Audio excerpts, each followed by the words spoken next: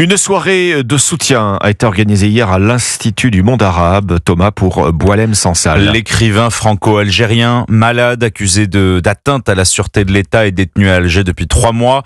Devant des dizaines d'écrivains venus réclamer sa libération, son éditeur Antoine Gallimard se dit inquiet et les nouvelles ne sont pas excellentes, Caroline Baudry. Je suis Sansal, peut-on lire sur la façade de l'Institut du monde arabe. Dans la salle, le visage de l'écrivain, longs cheveux gris ramassés en arrière et projeté, celui d'un innocent, martèle son avocat François Zimré. Est-ce que oui ou non il a mis en danger la sûreté de l'État et est-ce qu'il a eu l'intention de le faire? Je ne le crois pas. Il est innocent.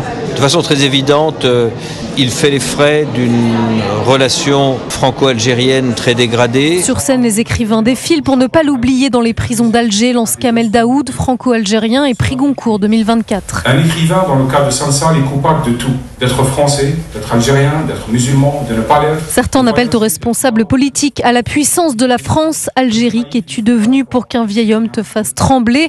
Lit-Éric Orsena de l'Académie française. On se rend compte de ce que ça veut dire un écrivain. C'est fragile, c'est nécessaire. La meilleure façon de défendre Boualem, c'est le lire. Soutien sans réserve, ce sont les derniers mots de la conférence. Puisse lui parvenir dans sa cellule un murmure de la solidarité que nous lui témoignons, affirme ses soutiens.